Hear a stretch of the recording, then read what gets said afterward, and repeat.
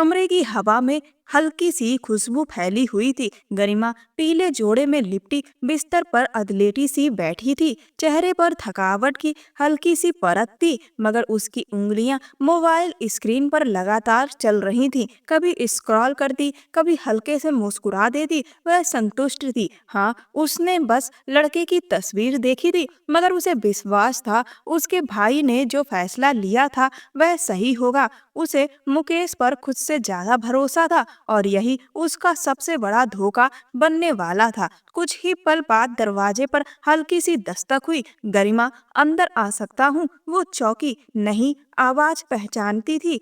जल्दी से मोबाइल तकिए के नीचे रखा और बैठकर अपने दुपट्टे को संभाला। आ जाइए भाई। उसका लहजा स्नेह से भरा था। यही एक इंसान था जिसके लिए वह अपनी जान दे सकती थी और दूसरों की जान ले भी सकती थी। दरवाजा खुला और मुकेश अंदर आया। उसके चेहरे पर वही जानी पहचानी स्नेह से भरी मुस्कुराहट थी जो हमेशा गरिमा को सुकून देती थी। वह आकर उसके पास बैठ गया। कैसी है मेरी बहन? तबीयत तो ठीक है ना? गरिमा ने हल्की मुस्कान के साथ सिर हिलाया। जी भाई, अब बेहतर हूँ। सुबह थोड़ी उल्टी हो गई थी, शायद मिठाई ज्यादा खा ली थी, लेकिन अब ठीक हूँ। मुकेश ने उसका हाथ थाम लिया, नरम उंगलियों पर हल्का दबाव डाला। मैं जानता हूँ गरिमा, तुम्हारे लिए ये सब कुछ बहुत जल्दी हो गया है, शादी और वह भी अचानक। गरिमा की आंखों में एक पल को झिझक सी उभरी, मगर वह खामोश रही। मुकेश ने नजरों से उसके चेहरे को पढ़ने की कोशिश की।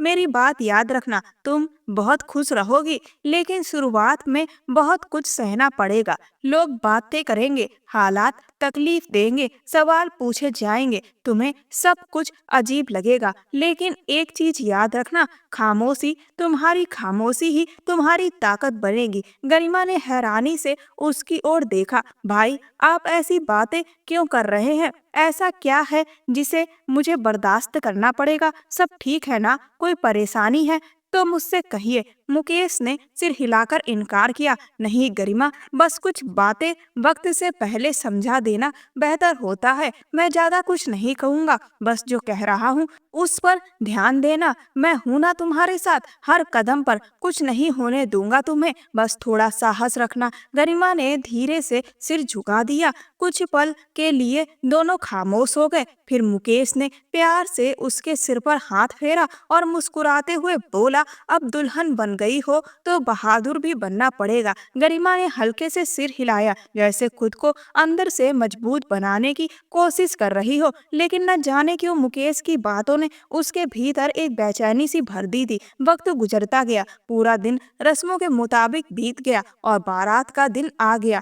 ब्राइडल रूम में हल्की रोशनी थी, दीवारों पर गुलाबी और सुनहरे पर्दे लहरा रहे थे। कमरे में मेहंदी और ताजे गुलाब की मिली जुली खुशबू फैली हुई थी। गरिमा सर झुकाए सोफे पर बैठी थी। उसके लहंगे के नंगों की चमक मंद रोशनी में दमक रही थी। आंखों में काजल फैला हुआ था और चेहरे पर अजीब सी खामोशी। उसकी कजिन्स उसे छेड़ रही थी, हंसा रही थी, उसके चेहरे पर मुस्कान लाने की कोशिश कर रही थी, लेकिन गरिमा को कुछ अच्छा नहीं लग रहा था। उसे आज माँ बाप की कमी बहुत शिद्दत से महसूस हो रही थी। बाप की कमी क्या होती है आज उसे समझ आया था। अचानक दरवाजा खुला, सरिता अंदर दाखिल हुई। उनके चेहरे पर तनाव साफ था। वह सीधी उसके पास आकर बैठ गई और धीरे से बोली, बेटा तुम सब बाहर जाओ, मुझे गरिमा से अकेले में कुछ बात करनी है। लड़कियां हंसते हुए बाहर निकल गईं।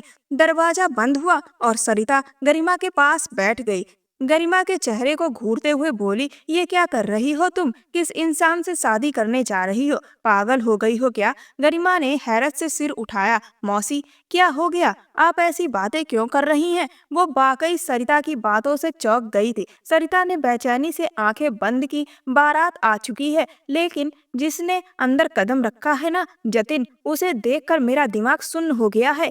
गरिमा, तुम एक पागल इंसान से शादी करने जा रही हो। क्या तुम्हें अंदाजा है तुम क्या कर रही हो? गरिमा जैसे सन्न रह गई। आप जतिन की बात कर रही हैं? उसने धीमे से पूछा। सरिता की आवाज में साफ घबराहट थी। हाँ, जतिन की। तुमने उसे देखा है? सुना है वो इंसान नहीं, एक साया है। उसका चेहरा ऐसा है जैसे पत्थर, बिल्कुल जड़।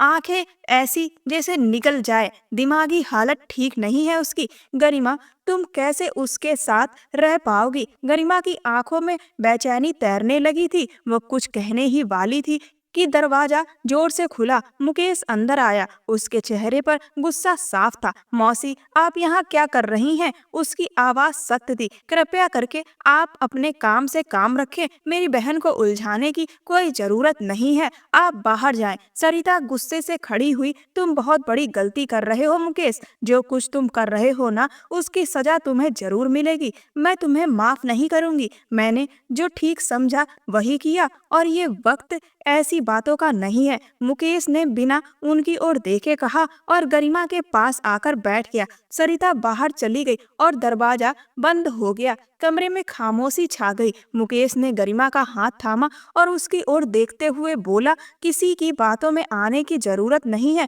मुझे पहले से अंदाजा था कि कोई ना कोई तुम्हारे कान में आकर फिजूल की बातें जरूर करेगा, इसीलिए मैं बाहर ही खड़ा था। अगर माँ आज जिंदा होती तो इन सब को देख लेती। तुम सिर्फ मुझ पर भरोसा रखो, तुम्हारे साथ कुछ भी बुरा नहीं होगा। फिर वह और गहरी आवाज में बोला, गरिमा, किसी भी बात का बुरा नहीं मानना है और ना ही किसी की बातों में आना है। उसकी आवाज में आम दिनों से ज्यादा ठहराव था। वह उसकी आंखों में झांकते हुए बोला, पंडित जी आ रहे हैं शादी की रस्म के बारे में पूछने। तुम खुशी से हाँ कहोगी। ये सब जो तुम्हें इधर उधर से सुनने को मिल रहा है, ये सब तुम्हारे मन में शक पैदा करने के लिए है। असलियत कुछ और है गरिमा। गरिमा ने धीरे से सिर उठाया। उसकी आंखों में उलझन साफ नजर आ रही थी। भाई, ये सब क्या हो रहा है? मेरी कजिन्स भी कुछ अजीब सी बातें कर रही थी, और मौसी मौसी ने तो मुझे डरा ही दिया। मुझे कुछ समझ नहीं आ रहा। मुकेश ने नरमी से उसके कंधे पर हाथ रखा। तुम्हें मुझ पर भरोसा है या नहीं? कुछ पल वो खामोश रही, फिर धीरे से सिर हिलाया। हाँ भाई, भरोसा है, खुद से ज्यादा, लेकिन दिल को तसल्ली नहीं मिल रही। कुछ तो ऐसा है जो मुझे अंदर से बेचैन कर रहा है। मुकेश ने उसकी ओर झुककर उसके माथे पर प्यार किया, फिर उसे अपने गले लगा लिया। बस हौसला रखो, तुम मेरी बहन हो, मेरी जिम्मेदारी हो। मैंने हमेशा तुम्हारे लिए अच्छा चाहा है और अब भी वही चाहता हूँ। हर सवाल का जवाब वक्त देगा। अभी सिर्फ चुप रहो और सब्र रखो, सब समझ आ जाएगा। गरिमा ने आंखें बंद करके एक लंबी सांस ली। दिल अब भी बेचैन था, मगर मुकेश की मौजूदगी और उसकी आवाज ने कुछ पल के लिए उसके अंदर की हलचल को जैसे ढक लिया हो। वो खामोश रही, मगर दिल में एक भारी सवाल अब भी जिंदा था, जिसका जवाब उसे आने वाला वक्त देने वाला था। थोड़ी ही देर बाद शादी की रस्में शुरू हो चुकी थी।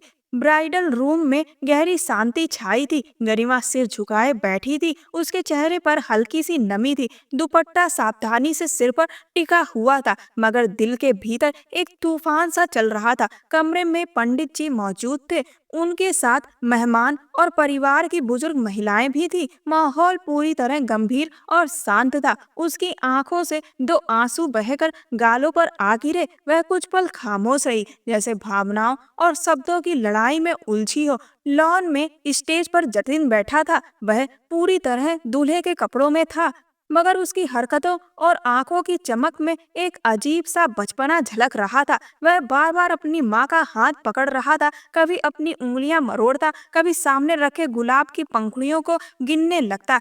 स्टेज के आसपास बैठे परिवार के लोग सिर झुकाए खामोश थे। न किसी खुशी का इजहार था, न किसी ऐतराज का। बस एक चुप्पी थी जिसने हर चीज को वक्त के भरोसे छोड़ दिया था। मगर दोनों तरफ दिलों में बेचैनी और सवाल बाकी थे। अब वक्त ही था जो इन सवालों के जवाब देने वाला था। स्टेज के चारों ओर हल्की रोशनी जगमगा रही थी और हॉल में हर तरफ शोर, चहल पहल और रस्मों की मुस्कानें फैली थी। मगर इन सबके बीच गरिमा के दिल में अजीब सा सन्नाटा था। वह सिर झुकाए धीमे कदमों से स्टेज की सीढ़ियां चढ़ रही थी। उसका भाई मुकेश उसके साथ था, जैसे हर कदम पर उसे सहारा दे रहा हो। वह बार बार अपना दुपट्टा संभाल रही थी, नजरों को जमीन में गाड़े हुए, मानो कोशिश कर रही हो कि कुछ महसूस ही ना करे। मगर दिल किसी अजीब उलझन में उलझा हुआ था।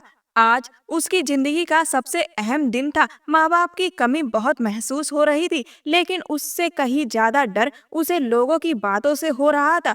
वह बस चंद कदम दूर ही थी कि अचानक स्टेज पर बैठा जतिन अपनी जगह से एकदम खड़ा हो गया। अगले ही पल उसने पूरे जोर से तालियां बजाते हुए ऊंची आवाज में कहा, मेरी दुल्हन आ गई, सब लोग तालियां बजाओ, मेरी दुल्हन आ गई। उसकी आवाज पूरे हॉल में गूंज गई। कुछ पल को सन्नाटा छा गया, फिर धीरे धीरे तालियों की हल्की आवाजें सुनाई देने लगी, मगर गरिमा की सांसें जैसे थम गई थी। उसने अनायास ही नजरें उठाई और अपने दूल्हे को देखा, जो बच्चों जैसी मासूमियत के साथ हंसती आंखों से उसे देख रहा था। एक पल को वह कांप उठी, दिल जैसे चीख कर बोला, क्या यह सच में ठीक है? उसकी निगाहें बेचैनी से मुकेश की ओर मुड़ी, जो स्टेज पर खड़ा खामोशी से सब कुछ देख रहा था और अपनी नजरों से सिर्फ यही कह रहा था, चुप रहो, अभी कुछ मत कहो। जतिन ने जल्दी से आगे बढ़कर उसे अपने बराबर में बिठा लिया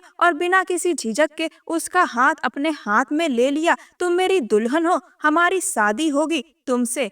उसने बच्चों जैसे लहजे में मुस्कुराते हुए कहा, तुम कितनी प्यारी हो। गरिमा जैसे पल भर के लिए स्तब्ध हो गई, उसकी सांस जैसे रुक गई, दिल की धड़कन एक पल को थमी और फिर बेकाबू हो गई। उसका पूरा वजूद उसके स्पर्श से कांप उठा, जैसे किसी अनजानी दुनिया में कदम रख दिया हो। मगर वह खामोश रही, आवाज तक न निकाली, बस चुपचाप सिर झुकाकर बैठ गई। उसकी आंखें घायल सी मुकेश की ओर उठी, जो एक नजर उसे देखकर तुरंत स्टेज से नीचे उतर गया।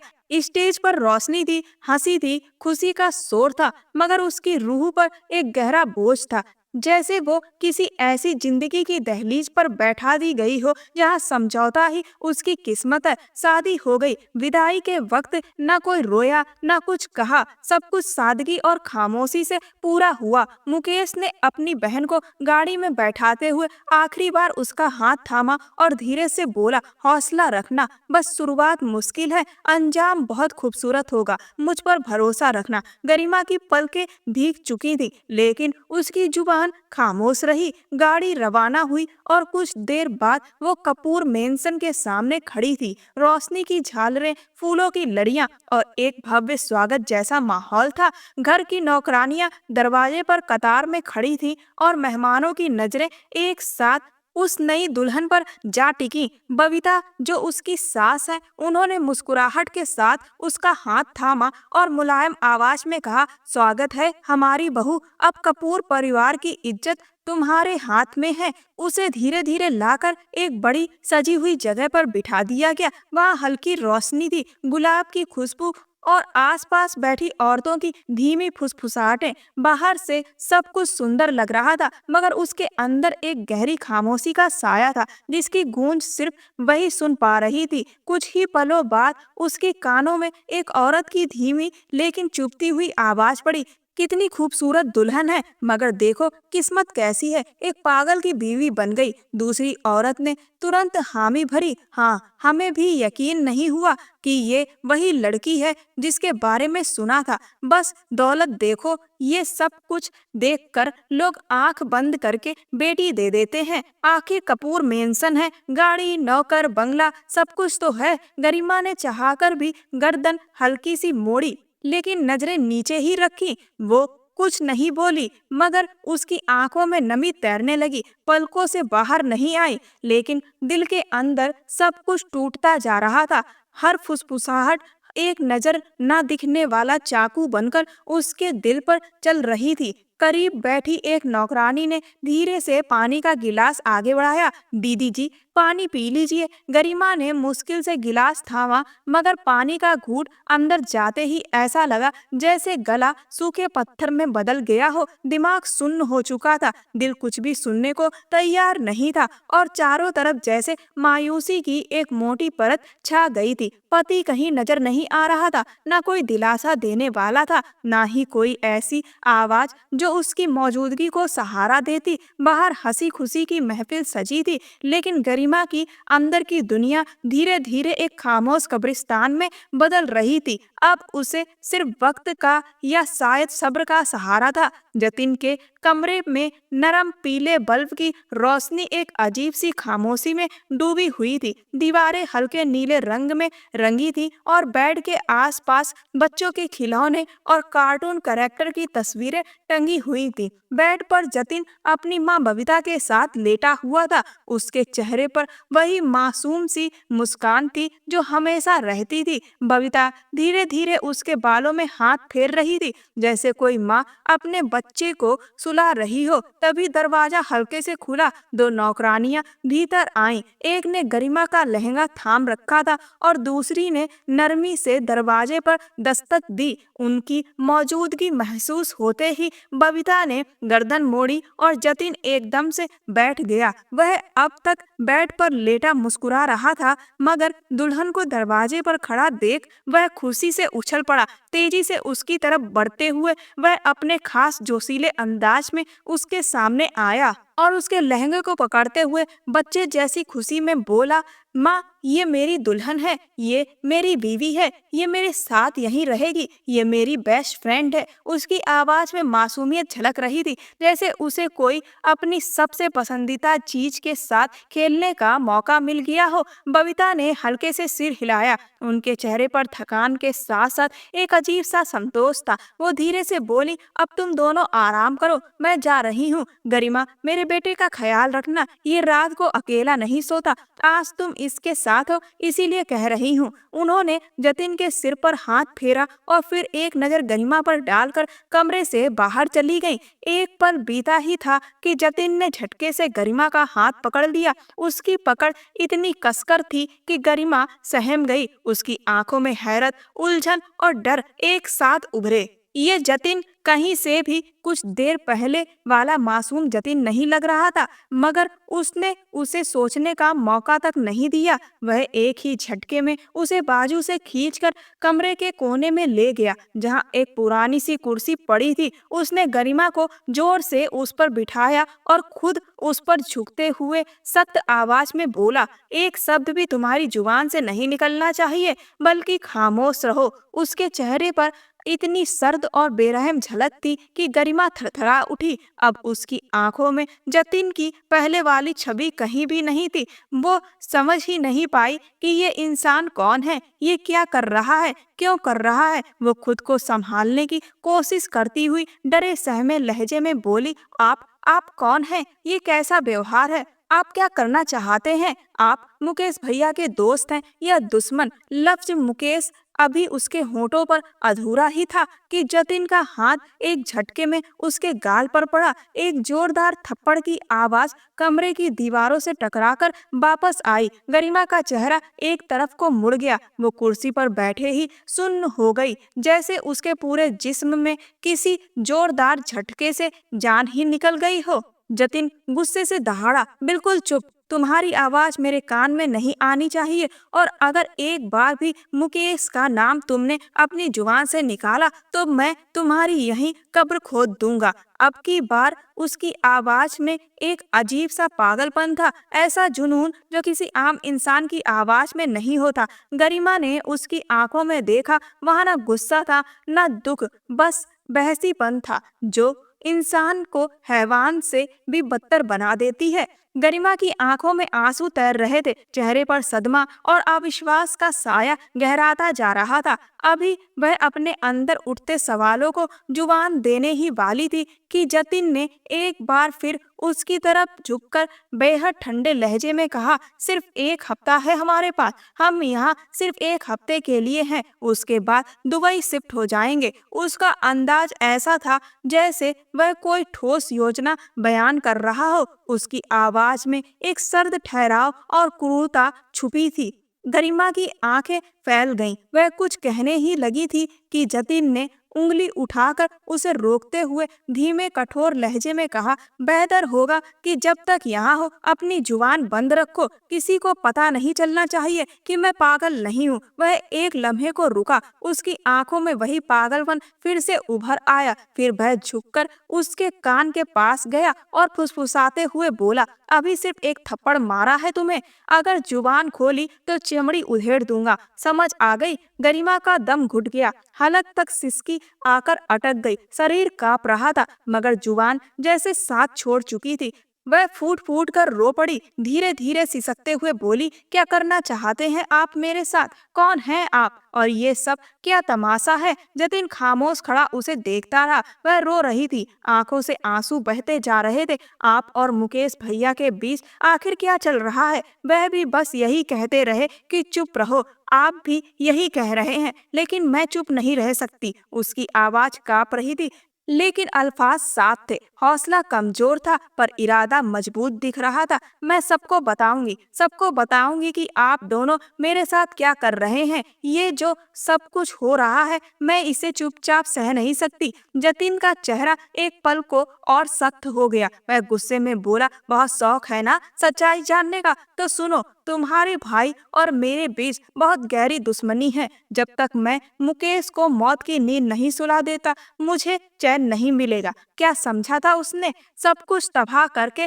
बैठ जाएगा। नफरत है मुझे उस इंसान से। अगर मेरा बस चले तो अभी के अभी उसे जमीन में जिंदा गाड़ दूं। लेकिन मैं कानून को हाथ में नहीं लेना चाहता। उसकी बात सुनकर गरिमा एकदम तड़प उठी। क्यों? आप मुकेश भैया को क्यों मारना चाहते हैं? ऐसा क्या किया है उन्होंने? जतिन, मेरे भाई को कुछ मत कहिए। वो ही मेरे माता पिता हैं, वही मेरा सब कुछ है। उन्होंने ही मुझे पाला है, बड़ा किया है। अगर उन्हें कुछ हुआ तो मैं आपको कभी माफ नहीं करूंगी। पूरी दुनिया को बता दूंगी कि आप पागल नहीं हैं, बल्कि पागल बनने का नाटक करते हैं।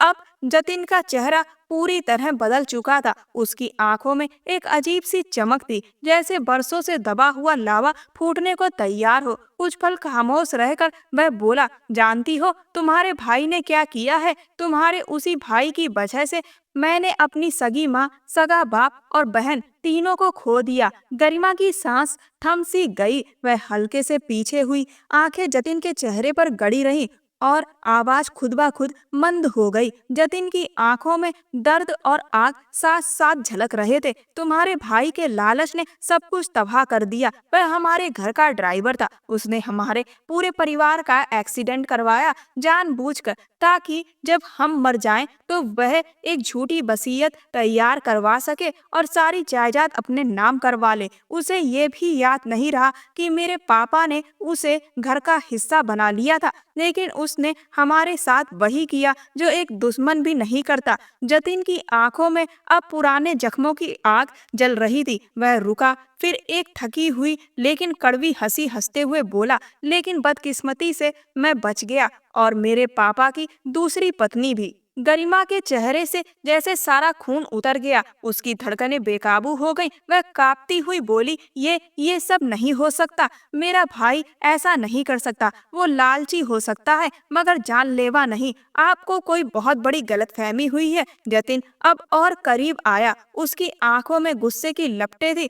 उसने अपनी उंगली से जमीन की तरफ इशारा करते हुए कहा, गलतफहमी मुझे नहीं, तुम्हें है, और वो गलतफहमी अब बहुत जल्द दूर होने वाली है। वो सीधा हुआ, गहरी सांस ली, जैसे किसी थके हुए हिसाब का बोझ हल्का कर रहा हो। फिर धीरे से, जैसे कोई फैसला सुना रहा हो, बोला, सो जाओ, अब तुम्हें सच भी सुनना था और आंखें भी खोलनी थी। अब सब समझ आ जाएगा। यह कहकर वो मुड़ा। गरिमा की आंखें उसके पीछे पीछे गईं, जो अब ड्रेसिंग रूम की तरफ जा रहा था।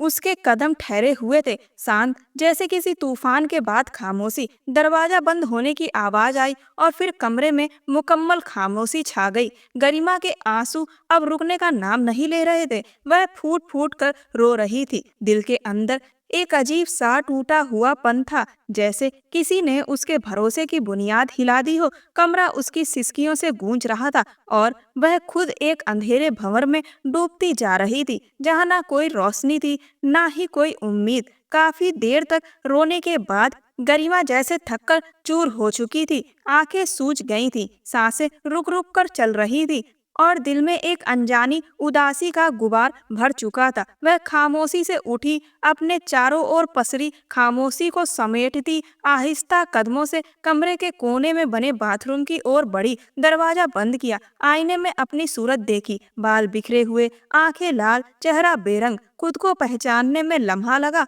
उसने धीरे धीरे कान की बालियां, हाथ की चूड़ियां और गले का लॉकेट उतारा, एक एक कर चीज जैसे कोई बोझ हो जो वह उतार फेंकना चाहती थी। नल खोला, ठंडा पानी हाथों पर पड़ा तो जैसे दिल की तपिश कुछ कम हुई। उसने मुंह धोया, चेहरा साफ किया, बाहर निकली तो कमरे की रोशनी धीमी कर दी गई थी। खामोशी इतनी गहरी थी कि दिल की धड़कन सुनाई दे रही थी। उसकी आवाज अब सिसकियों में बदल गई थी, शब्द रुक रुक कर निकल रहे थे। दिल बोझिल, शरीर थका हुआ और आत्मा बेचैन। सुबह की हल्की रोशनी खिड़की से छनकर कमरे में दाखिल हो रही थी। माहौल में एक नमी थी, जैसे रात के आंसू अभी तक हवाओं में बाकी हो। जतिन ड्रेसिंग रूम से बाहर आया तो उसने गरिमा को चटाई पर लेटा देखा। उसके चेहरे पर थकावट की रेखाएं थीं, आंखों के नीचे सूजन, लेकिन चेहरे पर एक सुकून भी था। जतिन ठिठक गया,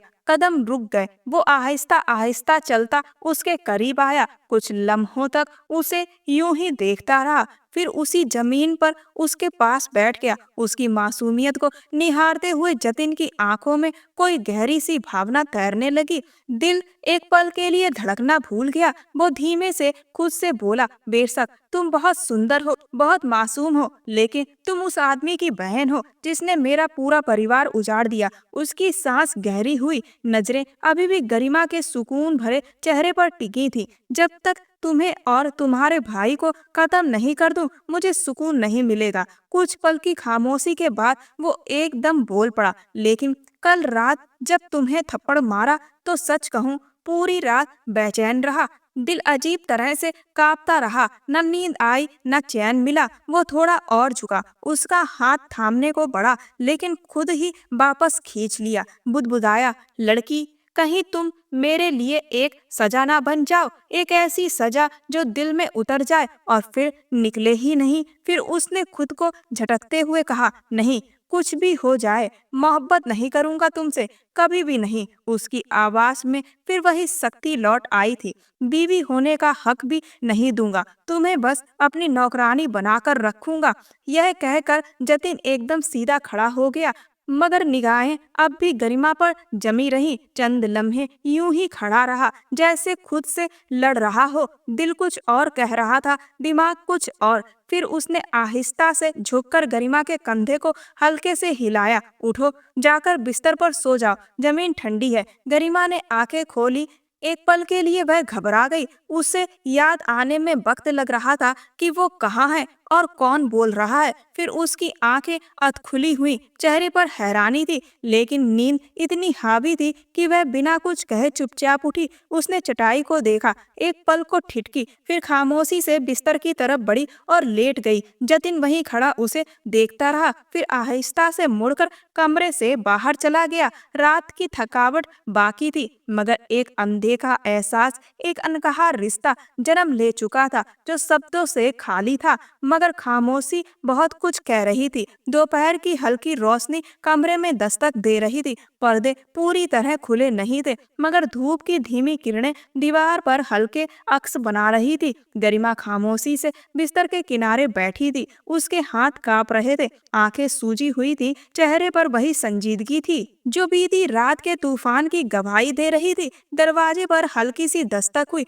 वह चौंकी और तुरंत खड़ी हो गई। दरवाजा धीरे से खुला और मुकेश अंदर आया, सफेद कुर्ता पैजामा पहने, चेहरे पर गंभीरता और आंखों में नरमी। वह धीरे धीरे गरिमा की ओर बढ़ा, तभी गरिमा ने कांपती आवाज में कहा, रुक जाइए भैया, एक कदम भी आगे मत बढ़िए। मुकेश ठिठक गया, हैरत से उसकी तरफ देखा, मगर बोलने से पहले ही गरिमा का लहजा सख्त हो गया। मैंने कभी नहीं सोचा था कि आप ऐसा करेंगे। एक इंसान को आपने इस हद तक मानसिक रोगी बना दिया कि वो लोगों के सामने पागलपन का नाटक करता है। आपने उसका पूरा परिवार खत्म कर दिया, सिर्फ जमीन और संपत्ति के लिए। मुकेश के चेहरे पर पहले हैरानी और फिर झुलझुलाहट उभर आई। उसने एक कदम आगे बढ़ाया और कहा, यानी उसने तुम्हें सब कुछ बता दिया, लेकिन यह नहीं बताया कि वो पागल क्यों बना हुआ है, और यह भी नहीं कि अब तक उसने मुझे मारा क्यों नहीं। गरिमा की आंखों में और भी हैरानी और उलझन उभर आई। उसकी आवाज कांपने लगी। क्या मतलब है आपकी बातों का? कुछ पल के लिए मुकेश खामोश रहा, फिर धीमे लहजे में बोला, तुमने उसकी तरफ की कहानी सुन ली, अब मेरी भी सुन लो। इस कत्ल में मैं अकेला नहीं था। उसकी सौतेली माँ बबीता, वो भी बराबर की दोषी है। हाँ, मेरी गलती थी कि मैंने उसका साथ दिया, कमजोर पड़ गया, लेकिन हत्या मैंने नहीं की। वो सब उस औरत ने करवाया। गरिमा की आंखें फैल गईं, जैसे एक और सच उसका सीना चीर गया हो। कुछ लम्हे वो उसे देखती रही, फिर सर्द आवाज में बोली, मैंने तो सोचा भी नहीं था कि आप अपनी ही बहन को अपने पाप के बदले बेच देंगे। मुकेश आगे कुछ कहने बढ़ा, मगर गरिमा पीछे हट गई और चीख कर बोली, नहीं, अब कुछ मत कहिए, जाइए यहाँ से, मैं नहीं सुनना चाहती आपकी कोई सफाई। मुकेश ने हाथ बढ़ाया जैसे कुछ समझाना चाहता हो, मगर गरिमा ने हाथ के इशारे से उसे रोक दिया।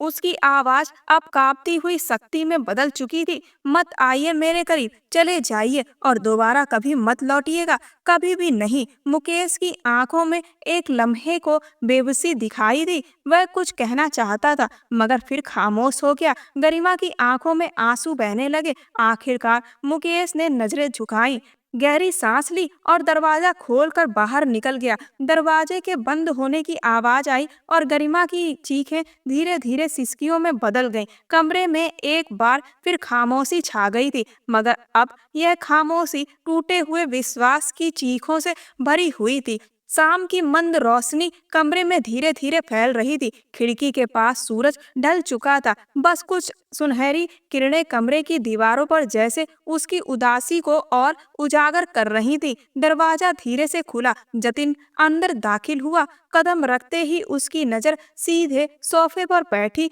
गरिमा पर पड़ी। वो चुपचाप बैठी थी, हाथों की उंगलियां आपस में उलझी हुई, नजरें झुकी हुई, आंखों में खामोशी। उसकी मौजूदगी महसूस होते ही गरिमा ने सिर उठाया। दोनों की नजरें मिली। जतिन बिना कुछ कहे नजरें चुराकर ड्रेसिंग रूम की तरफ बढ़ा, लेकिन कुछ कदम ही चला था कि गरिमा उसके सामने आ गई। रास्ता रोके खड़ी थी। उसके चेहरे पर शिकायत थी, लेकिन आवाज में हल्की सी कपकपी। आपको सिर्फ एक तरफ की सच्चाई मालूम है, भैया ने सब कुछ अकेले नहीं किया। जतिन ने बात काटते हुए कहा, मालूम है, मुझे ये भी पता है कि इसमें मेरी माँ बबीता का भी हाथ है। मैं सबूत इकट्ठा कर रहा हूँ बस। गरिमा कुछ पल चुप रही, फिर जैसे दिल का बांध टूट गया, वो चुपचाप घुटनों के बल बैठ गई। जतिन चौंक कर पीछे हटा, मगर वो झुकी रही। आंखों में नमी थी, चेहरे पर बेबसी। आवाज धीमी लेकिन टूटी हुई, प्लीज मुझे माफ कर दीजिए, मुझसे क्या गलती हुई? मैंने क्या किया जो आप मेरे साथ ऐसा सुलूक कर रहे हैं? मैं तो आपकी पत्नी हूँ ना। जतिन की आंखें एक पल के लिए भीग गईं, मगर उसने खुद को संभाल लिया, चेहरा सख्त कर लिया, नजरें चुराकर बोला, पत्नी नहीं, कातिल की बहन हो, इसीलिए मैं तुमसे कोई रिश्ता नहीं रखना चाहता। उसके अल्फाज नुकीले थे, चोट देने वाले, मगर गरिमा ने बगैर कुछ कहे उसके पांव थाम लिए। जतिन ने अनायास पीछे हटना चाहा, लेकिन वो उसके पैरों से लिपटी रही। ऊपर देखकर बोली, अगर आप वाकई में एक महान पिता और माँ के बेटे हैं तो मेरी पीड़ा समझेंगे। मैं बेकसूर हूँ, मुझे कुछ नहीं पता, कुछ भी नहीं। जतिन का चेहरा अब बिल्कुल भावहीन था। वह कुछ कहने ही वाला था कि गरिमा ने आंखों में आंसू लिए और सच्चाई से भरे लहजे में कहा, प्लीज मेरी बात को समझने की कोशिश कीजिए। अगर अपने ही धोखा दें तो उस दर्द को आप समझ सकते हैं। मेरे भाई ने भी मुझे धोखा दिया, जिस पर मैंने आंखें बंद कर भरोसा किया था। उसकी आवाज टूट गई, वो धीरे से सिर झुका गई और फिर बोली, प्लीज मुझे अपना लीजिए, मुझे मेरी बेगुनाही की सजा मत दीजिए, मैंने कुछ नहीं किया। कमरे में खामोशी छा गई थी, सिर्फ सिसकियों की आवाज बाकी रह गई थी। चंद लम्हों बाद वो आहिस्ता से झुका और धीरे से बोला, अगर वाकई तुम चाहती हो कि मैं तुम्हें स्वीकार कर लूं तो कुछ शर्तें होंगी गरिमा। उसने फौरन सर उठाया, आंखों में उम्मीद की चमक उभरी, आवाज में वही बेचैनी। मैं सब शर्तें मान लूंगी, जो कहेंगे, जैसा कहेंगे, सब मंजूर है। जतिन ने गहरी सांस ली और गंभीरता से बोला, पहली शर्त यह है कि तुम अपने भाई मुकेश से कोई रिश्ता नहीं रखोगी, न फोन, न मुलाकात, न कोई संदेश। वो अब तुम्हारी जिंदगी से पूरी तरह खत्म हो चुका है। गरिमा की आंखों में एक पल को चुभन सी आई, मगर अगले ही पल उसने नरमी से सिर हिलाकर कहा, उनसे मुंह मोड़ चुकी हूँ, अब उनसे कोई रिश्ता रहा भी नहीं। वो जो कुछ थे वहीं तक थे, अब मैं सिर्फ आपकी जिम्मेदारी हूँ, आपकी अमानत। जतिन ने उसकी तरफ देखा, जैसे परख रहा हो कि क्या वो वाकई सच बोल रही है या बस वक्त और भावनाओं में बह रही है। वो कुछ पल खामोश रहा तो गरिमा ने और नरमी से कहा, मैं आपके साथ खुश हूँ, बस अगर आप मुझे अपना लें, स्वीकार कर लें, तो मुझे और कुछ नहीं चाहिए। जतिन की नजरें उसके चेहरे पर जम गईं, जहाँ अब भी दर्द था, मगर उस दर्द में सच्चाई भी छुपी थी। वो धीरे से बोला, दूसरी शर्त यह है कि अगले हफ्ते हम खामोशी से दुबई चले जाएंगे। कोई सवाल नहीं, कोई ऐतराज नहीं, कोई हंगामा नहीं, सिर्फ मैं और तुम, एक नई शुरुआत, लेकिन मेरी शर्तों पर। गरिमा ने आंखों में नमी लिए पूरी भावनाओं के साथ सिर हिलाया। आप जहाँ ले जाएंगे मैं वहीं जाऊंगी। मुझे इस जगह से, इस बीते वक्त से कुछ नहीं चाहिए। आप मुझे एक मौका दें और आपने दे दिया। अब आपकी हर बात मेरे लिए हुक्म है। जतिन ने थोड़ा सा चेहरा फेर लिया, जैसे अपने भीतर उमड़ते जज्बात को छुपाना चाहता हो। फिर दोबारा उसकी तरफ देखकर बोला, यह सब आसान नहीं होगा। मुझे अब भी तुमसे बहुत सी शिकायतें हैं। दिल ने अब तक माफ नहीं किया पूरी तरह, लेकिन शायद वक्त कुछ बदल दे। गरिमा की आंखें भर आईं, लेकिन उसने हल्की टूटी मुस्कान के साथ कहा, मुझे वक्त मंजूर है, सब्र भी, बस आपका साथ ना छूटे। जतिन ने हैरानी से उस लड़की की तरफ देखा जो इतनी आसानी से अपने भाई को छोड़ रही थी, सिर्फ उसकी खातिर। वो भला क्यों ना उसे अपना लेता।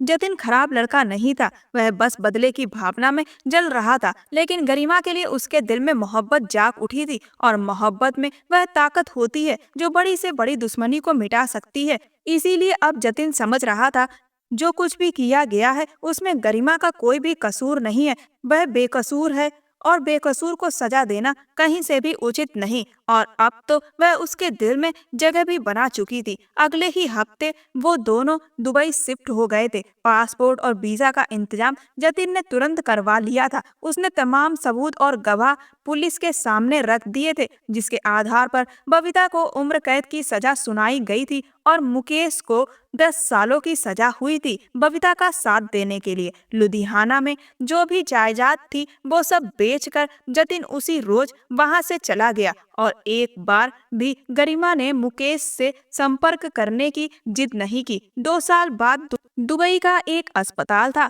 शाम के साए नीली रोशनियों में ढल चुके थे। खिड़की के पार शहर की ऊंची ऊंची इमारतें सुनहरी रोशनी में नहाई हुई थी। कमरे के भीतर एक खास सुकून पसरा हुआ था। दीवारों पर हल्की नीली लाइट, टेबल पर सफेद फूलों का गुलदस्ता, और बेड पर गरिमा बैठी थी, अपने मासूम बेटे को गोद में लिए, उसके बालों में उंगलियां फेरते हुए। दरवाजा धीरे से खुला। जतिन अंदर आया। सफेद शर्ट, खाकी पैंट, चेहरे पर थकान के बावजूद आंखों में चमक और नरमी। उसकी नजर सीधी गरिमा और बेटे पर पड़ी। होठों पर मुस्कुराहट फैल गई। वह धीरे धीरे चलता हुआ उसके पास पहुंचा और बिना कुछ कहे बेटे को गोद में लिया। जतिन ने झुककर बेटे को प्यार किया और धीमे से बोला, कितना छोटा है और कितना मासूम, बिल्कुल तुम्हारी तरह। गरिमा मुस्कुरा दी, आंखों में सुकून की चमक थी। जतिन पास ही बैठ गया, बच्चे को गोद में लिए और गरिमा की ओर देखने लगा।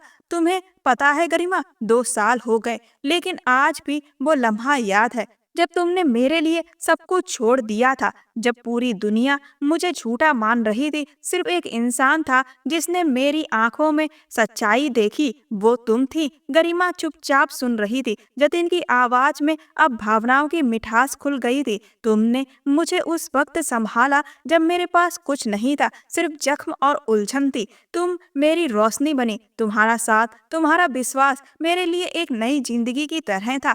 और आज जब तुम्हें और बेटे को अपने पास देखता हूँ तो लगता है सारी खुशियाँ मिल गईं। गरिमा, तुम मुझे माफ कर दो।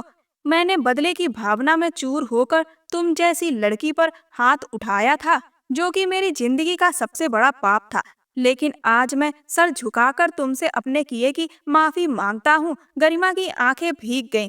वो धीरे से जतिन के पास आई और उसके सीने पर सर टिका लिया। कुछ पल वो यूं ही रही, फिर धीमे से बोली, आपको माफी मांगने की कोई जरूरत नहीं है। आपके साथ जो भी हुआ वह किसी के भी साथ होता, उसके मन में नफरत का पनपना जाहिर है। आपने तो मेरे साथ जो कुछ भी किया वह बहुत कम था। कोई और होता तो शायद मुझे ना जाने कैसी कैसी सजा देता। रही बात आपका साथ देने की, आपको प्यार देने की और आपका सम्मान देने की, तो आप ये सब डिजर्व करते हैं जतिन। आपका बीता कल तकलीफ दे जरूर था, लेकिन आपका दिल कभी गलत नहीं था। आपने बस अपने दर्द को खुद तक सीमित रखा और मुझे खुशी है कि मैं उस दर्द को समझ सकी। जतिन ने एक हाथ से बेटे को संभाला और दूसरे हाथ से गरिमा के सर पर प्यार से हाथ फेरा। ये मेरी जिंदगी, ये सुकून, ये सब तुम्हारी वजह से है गरिमा। तुम ना होती तो शायद मैं अब भी अपने गुस्से और बदले में